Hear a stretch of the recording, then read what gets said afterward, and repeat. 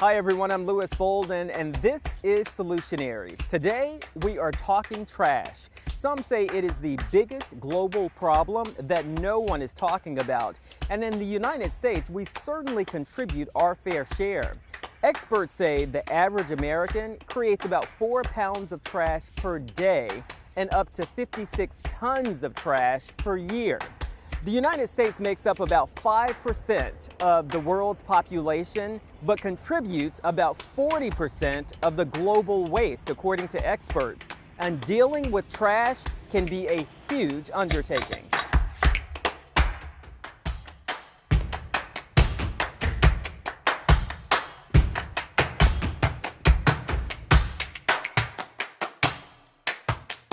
Think about it. How much plastic do you use every day, every month, every year?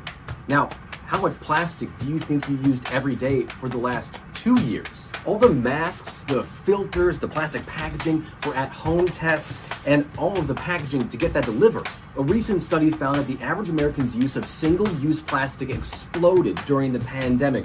Estimates are still coming in because we're still in a pandemic, but a recent study found that 3.5 million metric tons of masks alone were used. That's enough to get back and forth to the moon, laid end to end 4.5 times. And then of course there's all that takeout, the styrofoam Tupperware, the little plastic forks and little plastic bags. On average, Americans use about 110 pounds of single-use plastic every year, which is a lot when you think about how little these weigh. And that demand jumped another 5% over the pandemic. According to industry estimates, it's expected to keep rising by about that same amount every year for the next couple of years as our pandemic lives become our normal lives. All this is to say we used a lot of plastic over the last 2 years because it's how we've stayed safe, but it's never too late to think about how much we're actually using.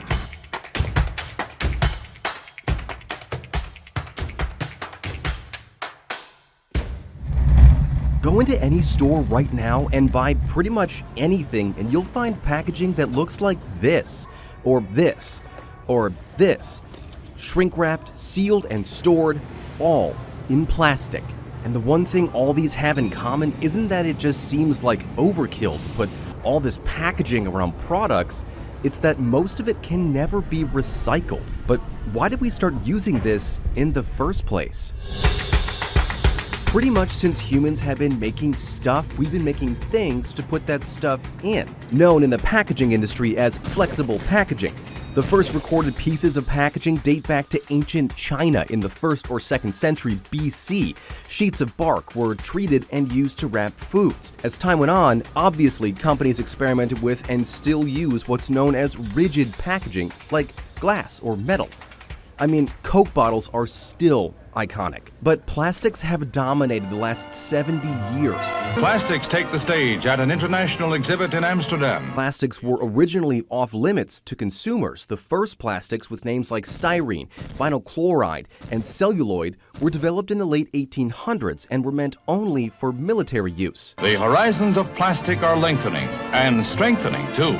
The first flexible plastic was celluloid acetate, and it was made from wood pulp, literally using cellulose, the sturdy but flexible fibers that give plants their strength and shape. The first were made in 1900 and initially used for photography around 1909. It also had the advantage of being slightly breathable and totally biodegradable, but it was expensive to produce. So between 1910 and the 1950s, a new domain of man's own creation, companies experimented with all sorts of flexible fibrous plastics with names like propylene, polyethylene, and polyethylene terephthalate, or PET.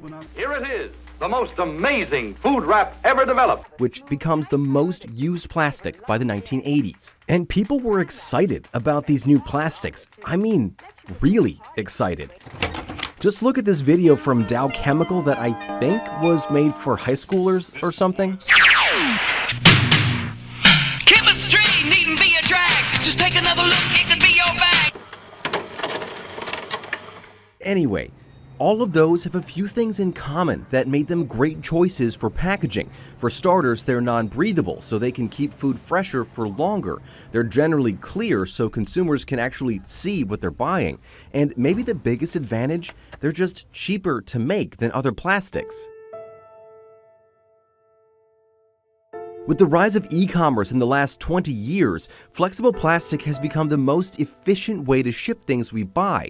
One study found Amazon produced 465 million pounds of plastic waste in 2019 alone. That's enough to make those air-filled packaging pillows that come in the boxes and circle the earth 500 times. Plastic waste has also become a huge environmental and health problem. In the United States Great Lakes, researchers found that 10,000 metric tons, or about 22 million pounds of plastic waste, ends up in the ecosystem of our largest bodies of fresh water. And in the ocean, 80% of the litter is plastic. And it never breaks down, creating what's called microplastics, which end up in the food chain and eventually in us. Just this year, scientists found microplastics, these microscopic pieces of plastic that get made when plastic pollution is ground down over time, in human blood. The thing is, we know this, and we've known most of it for a long time, but we are really bad at recycling, and not just sort of bad, but really bad.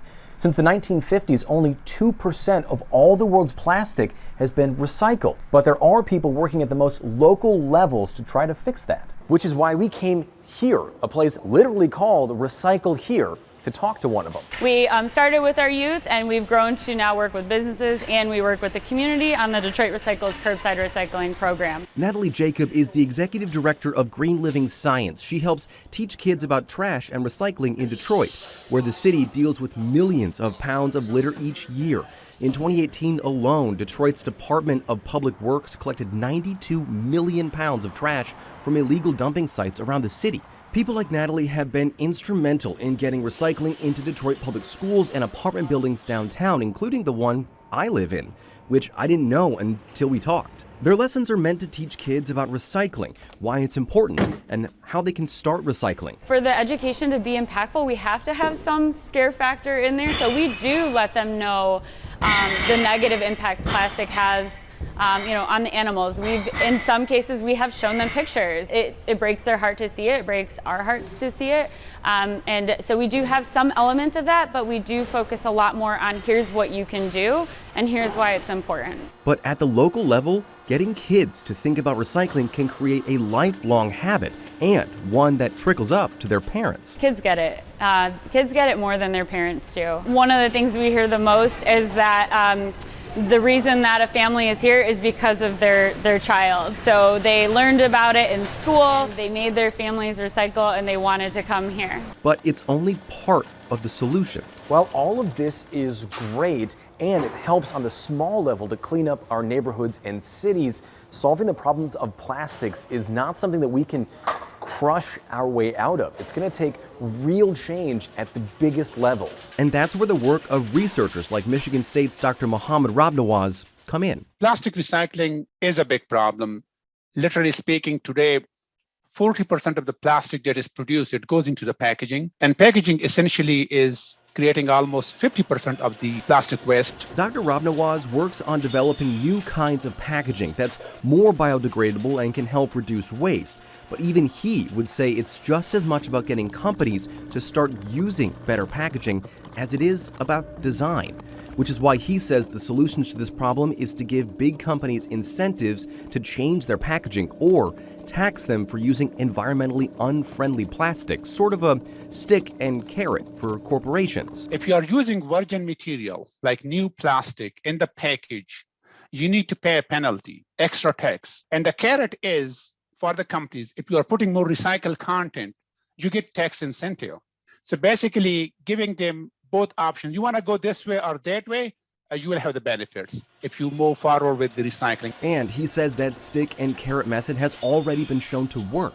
In the European Union, for example, companies are forced to pay up front for the cost of the plastics they use that can't be recycled, which means now 40% of their plastics get recycled. In the US, where we don't have that system, it's just 9%. But it is an uphill battle. Companies at every level of the plastic and packaging industries have spent decades fueling research and funding campaigns to keep non-recyclable plastics on the market. And it's worked. Not to mention, they've used that same research to put the cost of finding ways to recycle on the consumer, on us, rather than on themselves. It's not easy because you are competing against the low-cost material like polyethylene, right, which is so cheap. But we cannot go with the practices that what we do here. So eventually it will be a combination of something like a bio-based material, which essentially are biodegradable. There's one aspect. And then reducing the creation of the new plastic by adding more and more recycled content into the packaging.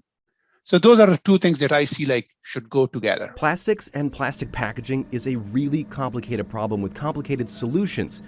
But maybe that's just it. If we start with solutions big and small, we can end up boxing this problem in, maybe, for good.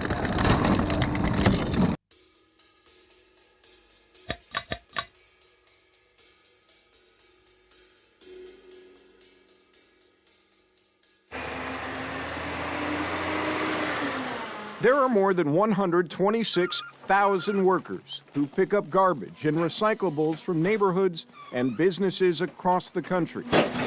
But these 5 states, California, Florida, Texas, New York, and Ohio, have the highest employment levels in that industry. In 2021, New York offered the highest average hourly wage at $30. That's actually the highest hourly wage in the country. The hourly wage in Texas averages just shy of $17 in 2021 anyway. The labor shortage across many industries is driving the competitive market. It's in favor of employees right now. Companies are using big signing bonuses to pull in workers, as well as higher starting wages.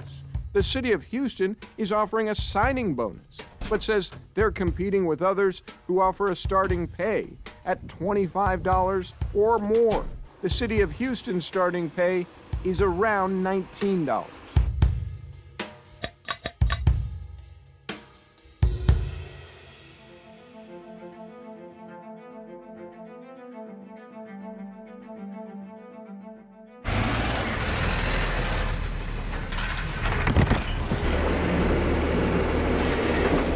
We've told the city to come out and pick up this trash. We really just want the trash to be picked up. Should it be that hard to get your trash picked up? I don't think so. Do you have enough people to do that job effectively? We are currently getting there. We currently don't. My name is Mark Wolfall, and I'm the Solid Waste Director for the City of Houston. Solid waste management is a competitive business. How many drivers are you short right now? Based on what we're seeing right now, we currently have about 50 vacancies. It means that at times services might get compromised. It's not that they won't be provided, but it may not be as scheduled.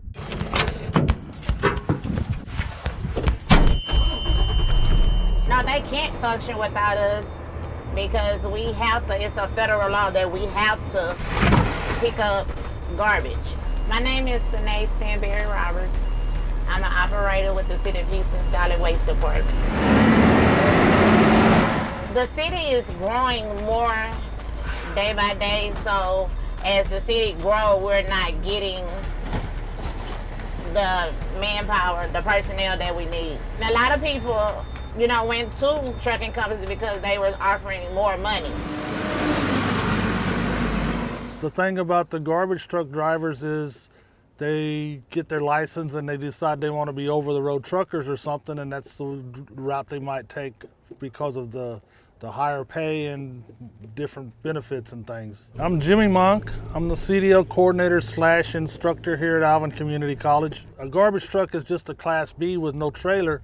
They improve their ability by becoming a Class A driver, and the money is all over the road.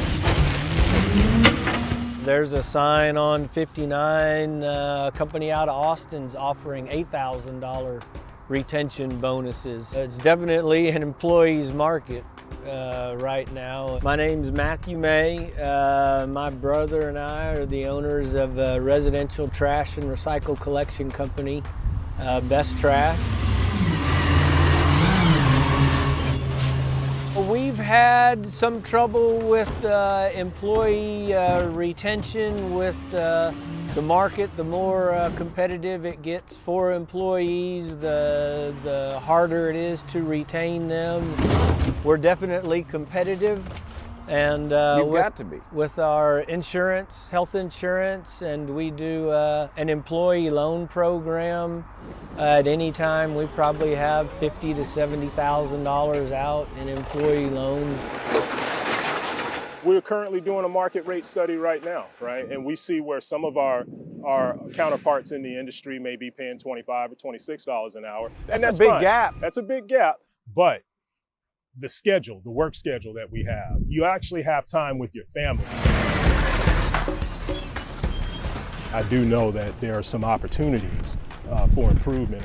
And one good thing about that is that our residents will see the difference. From a scale of 1 to 10, I like my job a 9.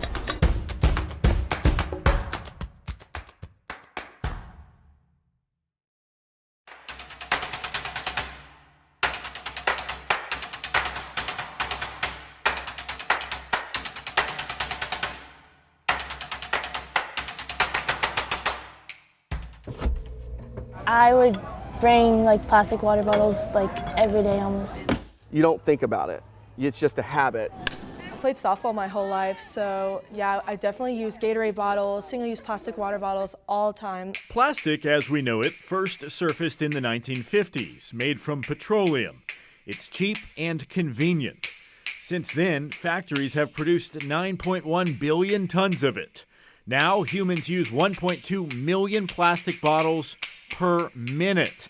Americans buy 50 billion water bottles each year, and approximately 91% of plastic is not recycled. 14 million tons of plastic ends up in our oceans each year. The plastics that make it to the landfill break down into tiny toxic chemicals, which leak into the environment. Studies have also linked plastics to health problems, from birth defects to cancer. My name's Morgan Eaton. I've been a volunteer with Beaches Go Green for just over a year now. We are an environmental nonprofit. Our goal is to basically eliminate single-use plastic, but mainly to educate the youth. Beaches Go Green has partnered with 7 North Florida schools, creating clubs and giving out free reusable water bottles, starting with student athletes. This is Fletcher Middle School. It's just outside of Jacksonville, Florida, and it happens to be right across the street from the beach. That's one reason why administrators say it hasn't been that hard to change kids' minds about plastic. These are our Beaches Go Green water bottles. This is the club, obviously, our school, and our sponsor. I just like how everyone customized them. What do you tell your classmates? I tell them instead of using a plastic water bottle, they should get one because it's way better and it protects the environment way more. Swim team is getting water bottles. We just got a sponsor. They're going to make them. It's awesome. I'm Joe McKenzie. I am the principal here at Fletcher Middle School. This represents the amount of water bottles we would use in a year if we did not have a reusable bottle. One bottle takes care of all that. One bottle. Per year. One reusable bottle replaces 156 plastic bottles. Beaches Go Green has given out 12,000 so far. They cost about $11 each. Most of that is paid for by sponsors, who in turn get their logo on the bottle. I'm Veronica Schaff, and I'm one of the presidents of Beaches Go Green Club at school. I'm Taylor Brown, and I am a junior, and I am also co-president of the Ponte Drew High School Beaches Go Green Club. We tell our athletes when we distribute the bottles that plastic is non-biodegradable, so every single piece of plastic that was ever created is still here and will always be here on Earth, so that plastic will never ever go away, which is why it's really good to reuse. Beaches Go Green is working on more sponsors and more schools. The hope is for every student to get a bottle and a lesson for free. It's to try to eliminate as much single-use plastic as we can, to influence them to influence their children and their children and their grandchildren, great-grandchildren, future generations to just stop leaving their print on the earth in a negative way, such as single-use plastics. Saving the world, one sip at a time.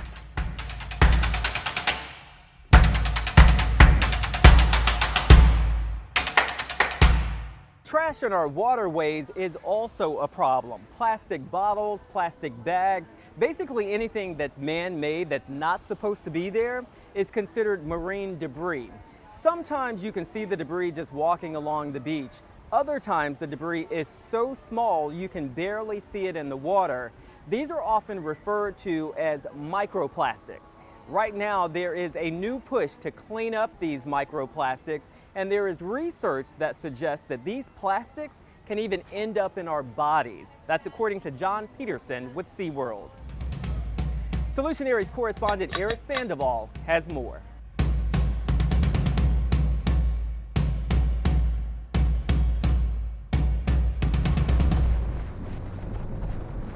We're on our way to Cocoa Beach, Florida today, which is located in Brevard County, just east of Orlando. It's really one of the top tourist beach destinations in the state. A lot of tourists love it, spring breakers, locals, myself included. And it's because all those people love to go there that they've really struggled with the garbage and the trash that's left out on the sand. We're going to check out an experimental technique that they've deployed that they say has the potential to make beach cleanup a little more efficient. The president of Keep Florida Beautiful reached out and they're like, hey, you want a robot? I'm like, yes, I want a robot. So a couple weeks later, it showed up.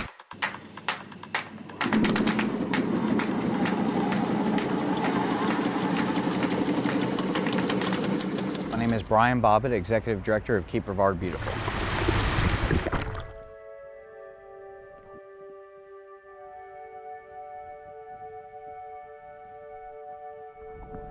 You know, this is my home. I want to make sure it's clean.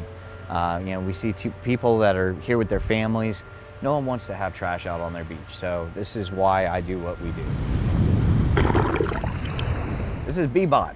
It cleans the beach. So Bobbitt is a solar-powered and electric robot that will actually sift through the sand and remove all the microplastics and sift everything out. It doesn't take long to fill up this tray full of stuff. We're constantly picking up trash out here, and you guys do an awesome job. Oh, we appreciate it. Plastic bag, several bottle caps, a sticker to a Star Wars thing, straw, cigarette butt. Yep, cigarette butt, plastic fork handle, a dental pick. Ew. Is it like autonomous? It has to be controlled by a human. Just walk behind it, keep it slowly moving forward. And as you can imagine, you want to come see it? A robot on the beach drew attention. I thought you guys were cleaning the beach, but then I also thought maybe, are they testing something lunar? That seems strange. My mind was just whirling as to what this could be. And then I saw cleaners, so like, I'm gonna go ask them. I'm not disrupting a NASA project. So I can control the pitch, the depth. Bobbitt says his volunteers still collect garbage here by hand. In fact, they collected more than 145 tons of it in 1 year alone. But it's the tiny pieces that Bobbitt is able to pick up that could be a game changer. What is that? That is a microplastic. So it was a piece of something bigger, maybe a Frisbee or a beach toy or whatever. You know, it gets left out here on the sand, it gets sun-baked, breaks down, and eventually goes into smaller pieces. So that is the definition of a microplastic. Now the problem is that stuff can end up in the water.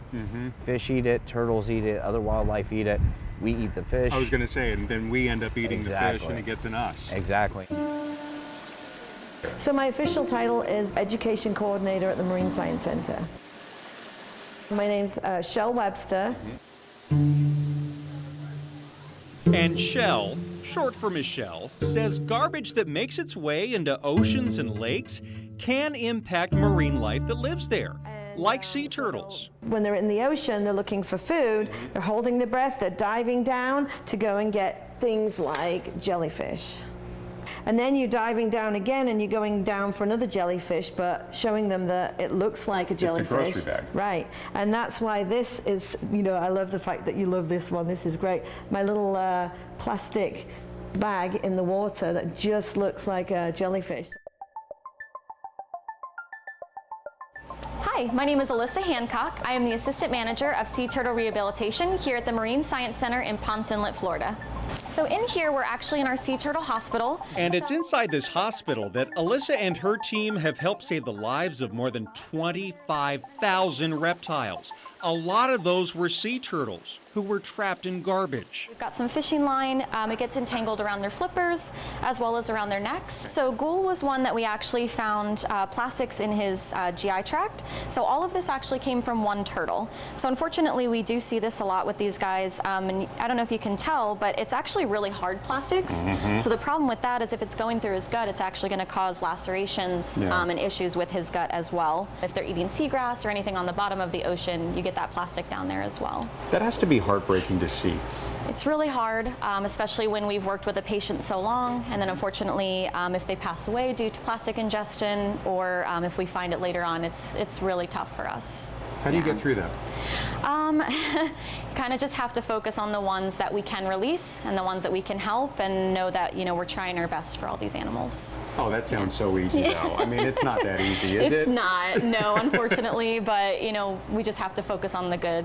We would really like people to focus on lowering their plastic use. So, we try not to use water bottles. We try to use reusable water bottles. Don't use plastic bags. So if you have reusable bags for shopping, that can really help as well. But until more people latch on to that idea, Bobbitt says bee-bots like this will eventually be cleaning 30 beaches across the state of Florida. This thing is just the start. Like I said, it's the first of its kind in the country, and we're very honored to have the opportunity to be able to test it out. But as we work on it more and we kind of figure out and work out some of the kinks, I think we're going to see more and more of these types of machines all along the beach, roadways.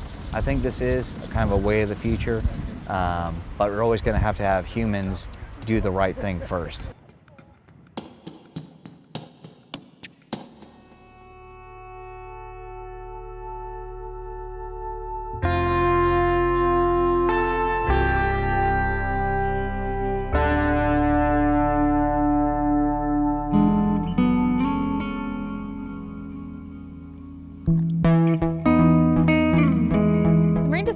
Is a 501c3 nonprofit.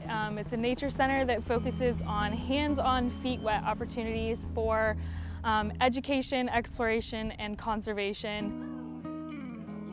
We just want people to have accessibility to the environment, and we want people to understand that our natural resources are invaluable. I'm Tess Taylor-Tynes. I'm the Conservation Science Coordinator at the Marine Discovery Center.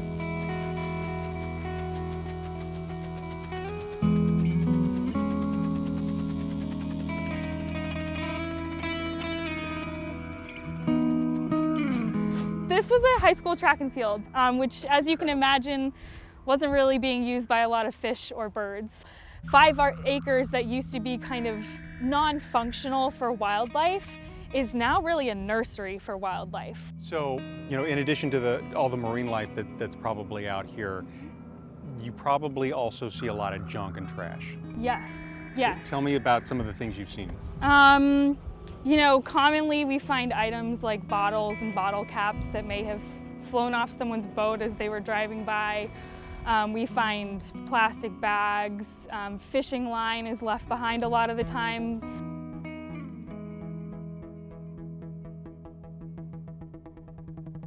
So the Florida Microplastic Awareness Project started out of the IFAS extension of University of Florida.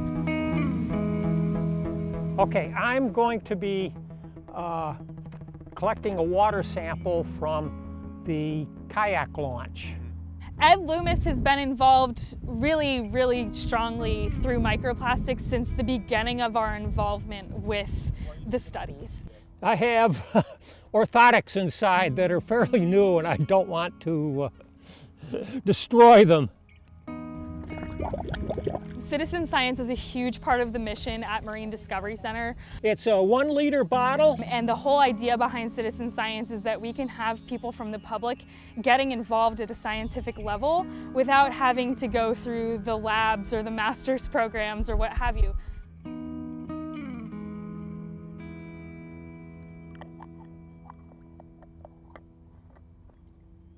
And we always take the sample from the surface of the water. And this is the sample we'll be analyzing. I think using citizens allows us to not only gain a better perspective through that data, but they can also educate others around them. So it's quite literally a ripple effect. Back to the laboratory to see what we just collected.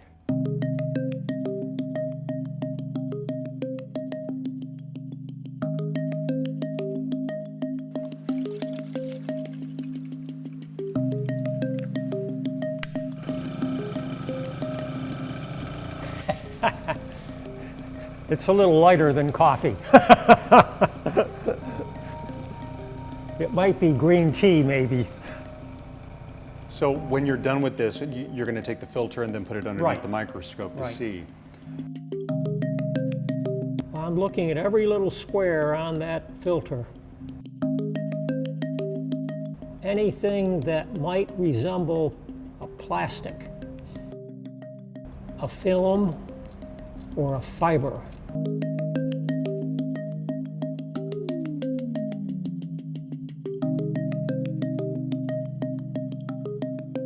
I just love the outdoors. I just love everything about nature. And it's just, I've been that way since I was 11 years old. Now I'm 79. Volunteers, especially ones like Ed, are completely invaluable. It's almost indescribable how important they are to us. It keeps me young, and it's wonderful working with young people. So this is a cooler full of archive samples from our last project. We have a 3-letter site code from where the sample site was taken. I could probably fill a storage unit full of them if I really wanted to. My thoughts are that it's pretty inevitable at this point, but those little petri dishes are like little things of hope for me. This allows us to gain a better understanding of this environmental issue in our local area so that we can tackle it in the future. Somebody's cast netting. And someone like Ed can say, I'm part of the solution and that I'm providing data. Yeah, I see a lot of hope in the work that we've done.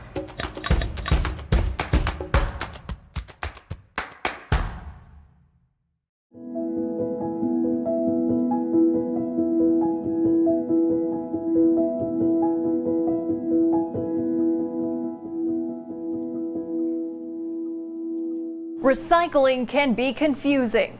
Where you live determines what can be recycled. For example, in Salem, you drop off your recycling in a big bin that everyone dumps stuff into. These centers accept cardboard, plastics 1 and 2, aluminum cans and bimetal, and paper, but they do not accept glass. But in Roanoke, each house has their own bin, and the city comes to pick it up every other week. Roanoke City takes everything we just mentioned and glass, so it's important to check where you live and what they recycle. And if you move, check again. Here's the big thing. Plastic bags like you get from the grocery store cannot be recycled. Plastic bags and the film that comes around a case of water are the biggest recycling headaches when it comes to sorting all of it. They tear, slow down conveyor belts during processing, and clog up the machines at the recycling facility. It can mean big money to fix those machines. Take those back to the grocery store and look for the place to recycle them. Recycling right can save everyone a lot of headaches and taxpayer money.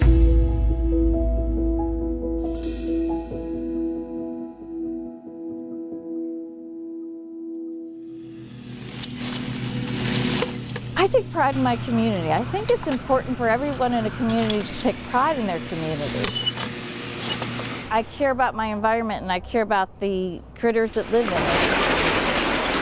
The recycling reduces the amount of waste that we end up having to put into the landfill. I think it's important for people to understand that they're also part of the solution to the problem.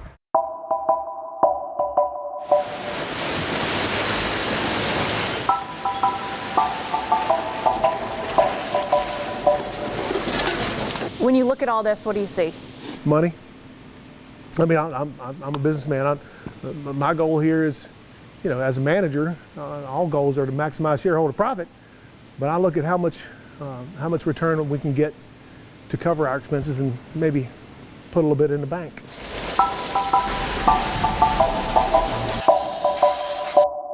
I'm Billy Basham, Director of Facilities, Roanoke Market. When you recycle, you want to do the right thing. Absolutely. But you have to recycle right. Absolutely. Or what happens? The key to the whole process is to only recycle what is recyclable in your community. One of the biggest challenges we have is good, clean material in a bag tied up. So why is this a problem for us? Well, if we don't open this bag from the beginning, before we load it into our system, the bag is just going to go through the system and everything in it is going to become invaluable because it's encapsulated in a bag. So what do you want people to do when they drop off recycling? That's a very good question. I think I can demonstrate that. When they carry their recycling to the recycling center in this bag, dump this into the container and put this in the trash. You know, everybody thinks it's plastic and it's got a recycling label on it so I can recycle it. So I would like for them to think about the items that we are able to have recycled locally. The number 1s and 2s, plastics, aluminum cans, bimetal cans, cardboard and newspaper and mixed paper. And then everything else is considered municipal solid waste or garbage. We find tires, rocks, dirt. You couldn't imagine how many pounds of hair extensions we pull out every day. Diapers, soiled diapers. When somebody does not recycle right, what does that mean for a city? So for a city, it's going to cost us. It's going to cost the taxpayer. We're going to have to pay a higher rate to have that debris removed from what's supposed to be recycled. And so it just drives up the cost for everybody. All localities have to meet a 25% minimum recycling. So you take all your garbage that you haul to the landfill, you divide that by 25%, and your locality has to recycle a minimum of 25%. Every year I've turned in a report that I have to list all the tons of plastics, aluminums, oil, antifreeze, tires, batteries. What happens if you don't hit that 25%? I've never had to go there before. When people know what to recycle, it makes recycling cleaner, right? Absolutely. My goal is to process 80 tons a day. The stuff that I and my customers find value in, then at the end of the day, I've got 80 tons of material that I can sell. That's just not the reality. I'll have 40, 50 tons of material I can sell and 30 tons of material I need to take to the landfill.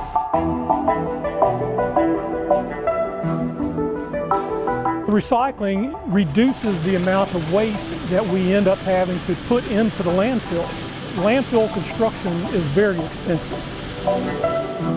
My name is Dan Miles. I'm the CEO for the Roanoke Valley Resource Park. The cell that we're standing on right now is about an 11-acre cell, and it cost about $8.5 million to build. And then you've got all of your operating expenses and everything else that goes along with it. Any ton of recyclable that we can keep from coming to the landfill will be one less ton that will use the life expectancy prematurely. So do you think recycling is still worth it? Well, I think that recycling is worth it, just from a standpoint of the big picture. And you look at it and say, it is the right thing to do. But I think there's also some things that have to be done on the front end of recycling, that from a marketing standpoint, that if you look at the way our products are manufactured, some things can be done from a manufacturing standpoint that would reduce the amount of materials that would come to the landfill. But after the fact, I think it's important for people to understand that they're also part of the solution to the problem. They are participants in generating the amount of garbage that comes and fills up this space. And it's a finite amount of space. It's not infinite. firmly believe that people want to do the right thing. I just don't think there's enough continuous education. I think everybody wants a recycle program, but the responsibilities of a good recycling program is continuous education. My husband calls me a trashy lady. I'm Mary Dolan, and I volunteer to pick up trash in the city of St. Louis. We've lived here for 2 years, and I think you should care about the community that you live in. It makes it for a better place, you know, so I just volunteer my time and then bring the recyclables to the recycling center and throw the trash in the trash. Everybody just has a different way of volunteering, and when there's more volunteers in a community, you have a better community. So I think that's why I do it.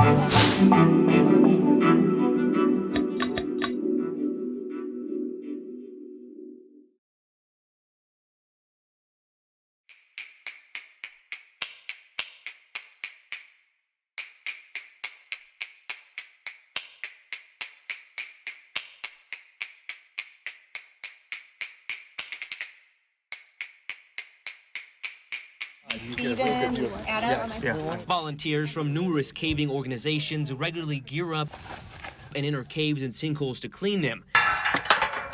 Some can be walked into.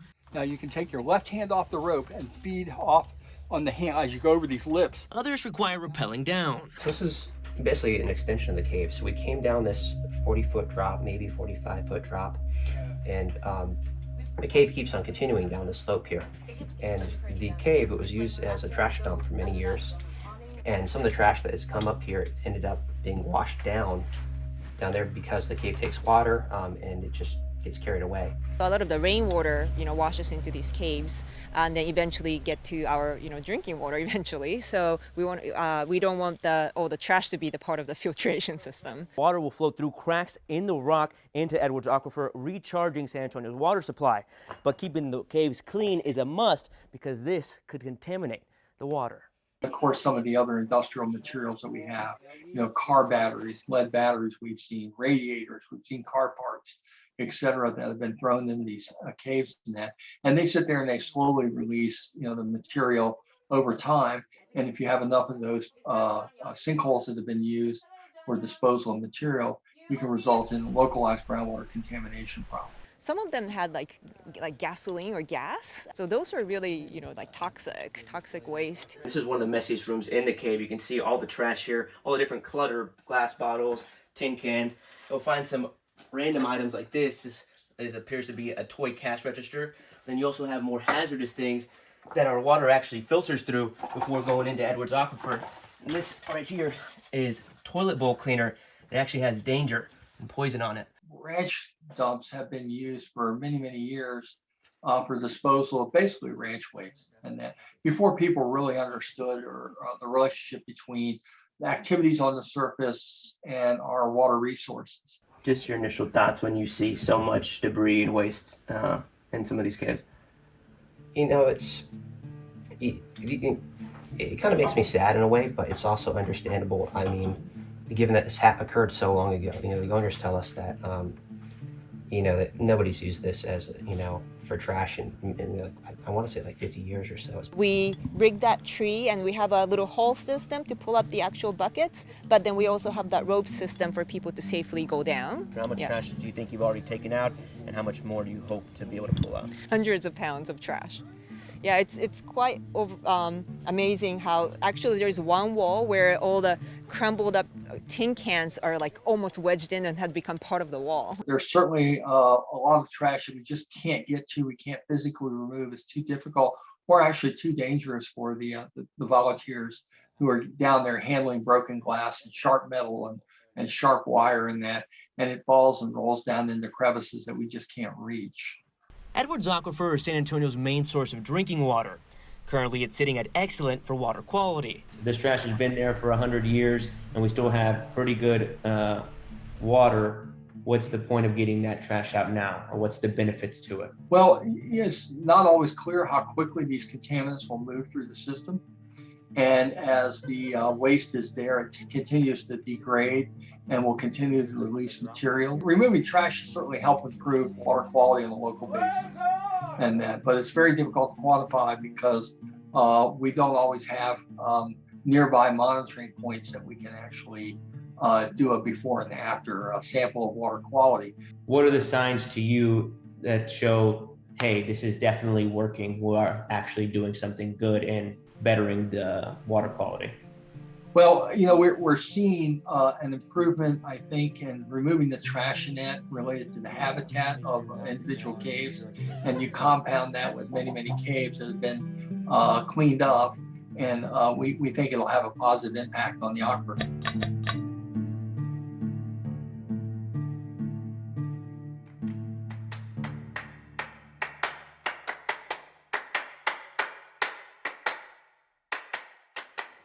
A vision so beautiful, slowly being destroyed. I just find it a win-win-win. Along the coast of Florida, inside a retirement home in Sarasota, these women are doing what they can. We're keeping this out of the environment, the poor fish in the sea and all. We're giving us something to do, to feel good about, and then the homeless. How did all of this start? I was looking in Facebook and I saw these women from Ohio in a church, separate tables, one table cutting up the bags, the next one, looping them and crocheting them, and then actually going out and handing it to a homeless person. Over the last 5 years, Michelle Penn has turned the plastic bags you get at the store every day into more than 200 of these mats. Saves the environment because we have so many bags, 500 to 600 in one mat, and it keeps the homeless off the street, off the hard street. That's more than 120,000 of these plastic bags being used for good instead of ending up in the trash. Still, only a minor dent when you consider 160,000 plastic bags are used every second. But Michelle's idea is growing. The mat's now a community project.